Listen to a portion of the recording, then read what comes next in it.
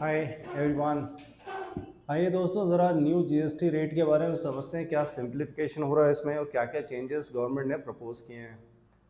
तो अभी आप सबसे पहले क्या देखेंगे, सबसे पहले आपको पता चलेगा कि हमारे पास में चार स्लैब्स हैं, 28%, 18%, 12% और 5%। तो गवर्नमेंट का भी प्लान ये है कि इसमें से केवल दो ही स्लैब को रहने दिया जाएगा, बाकी सभी को मर्ज कर देंगे उसके साथ में। तो इसको एक रैशनलाइजिंग का टर्म यूज़ किया गया है, रैशनलाइजिंग मल्टीपल स्लैब्स।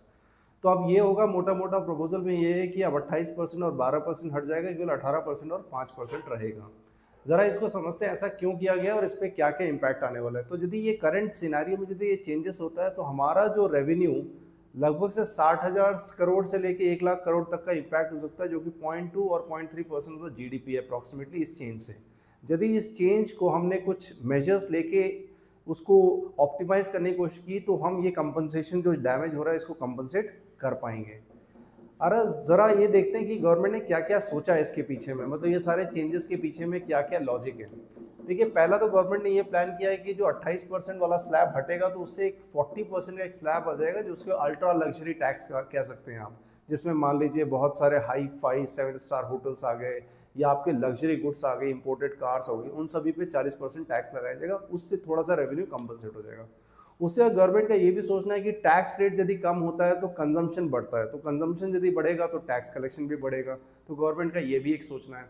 और दूसरा ये भी है, यदि टैक्स ओवरऑल टैक्स यदि कम होता है तो काफ़ी सारी फॉर्मल बिलिंग शुरू हो जाती है। मतलब कहने का मतलब है कि जो पहले टैक्स की चोरी हो रही थी वो थोड़ा सा रुक सकती है। तो ये 3 पैरामीटर पे गवर्नमेंट का ये प्लान है कि हम इस जो पूरा इम्पैक्ट जो दिख रहा है, जो रेवेन्यू का डेफिसिट होगा, उसको हम कंपनसेट कर पाएंगे।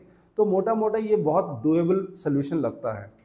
उसके बाद में आप ज़रा थोड़ा सा डिटेल में यदि जाएंगे तो आपको दिखेगा कि हमारा जो 70% जीएसटी कलेक्शन होता है वो 18% के स्लैब पे होता है। तो यानी कि इसलिए गवर्नमेंट ने 18% वाले ब्रैकेट को टच नहीं किया, उन्होंने 28% और 12% जो 12% वाला ब्रैकेट है उसको टच किया है। और आप थोड़ा सा हिस्ट्री में जाएंगे तो जीएसटी से पहले जो हमारा एवरेज टैक्स स्लैब था वो 15% के आसपास था, जिसे हम सर्विस टैक्स कहते थे। ठीक है, जब से जीएसटी आया तो ओवरऑल जो हमारा जो हमारा जो टैक्स कलेक्शन वैल्यू है जीएसटी है वो 11.5%। तो ये आप ये देख सकते हैं कि जीएसटी आने से हमारा टैक्स रिडक्शन हुआ है। और जबकि मुझे याद है जब जीएसटी आ रहा था तो काफ़ी सारे स्टेट गवर्नमेंट इन सब के अगेंस्ट थे। इनफैक्ट काफ़ी सारे इकोनॉमिक थिंकर्स भी इसके अगेंस्ट थे और इसको इम्प्लीमेंट करने में काफ़ी सारी अड़चने आ रही थी। लेकिन आज यदि 5 साल के बाद में या काफ़ी सालों के बाद में यदि हम इस पूरे स्टेज को देखते हैं तो ये it has overall impacted by reducing the tax, which is good. अब गवर्नमेंट का ये भी सोचना है कि ये वाला जो है रैशनलाइजेशन ऑफ द स्लैब से क्या होगा कि ये ओवरऑल इफेक्टिव टैक्स कलेक्शन 10% हो जाएगा, विच इज़ वेरी गुड। आप किसी भी कंट्री में जाते हैं यदि ओवरऑल टैक्स जो है जीएसटी लाइक ऑफ टैक्स यदि 10%, it is considered to be very good. अब आपको थोड़ा सा मैं इसका इमीडिएट इफेक्ट बता सकता हूँ कि देखिए, जैसे जो स्टेट है महाराष्ट्र, कर्नाटका और तमिलनाडु, ये सारे स्टेट का जो है जीएसटी कलेक्शन काफ़ी गिर सकता है, क्योंकि ये लोगों का क्या है, ये स्टेट का क्या है कि काफ़ी सारा जीएसटी कलेक्शन मैन्युफैक्चरिंग और सर्विस रिलेटेड से आता है। तो इधर पे क्या होगा, ये कंपोनेंट इनका थोड़ा सा कम हो जाएगा।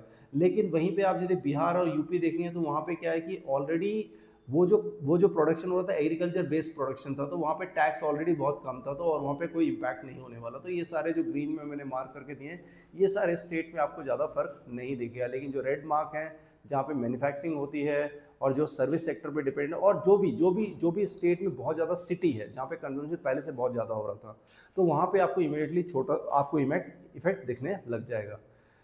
बस यही था मोटा मोटा जो इसमें से छोटा सा जो हम देख सकते हैं या समझ सकते थे, वो यही था। आपको एग्जामिनेशन पॉइंट ऑफ व्यू से ये जीएसटी ये सब में क्या क्या इंपॉर्टेंट चेंजेस हैं, आप इस पर नज़र रख सकते हैं। इससे आपको एग्जामिनेशन में इकोनॉमिक्स रिलेटेड कोई भी चीज़ को समझने में हेल्प हो जाएगी। और आपको इसके ऊपर में कोई फीडबैक मुझे यदि प्रोवाइड करना हो तो प्लीज़ प्रोवाइड कीजिएगा, so that I can improve on this. Thank you so much, God bless you.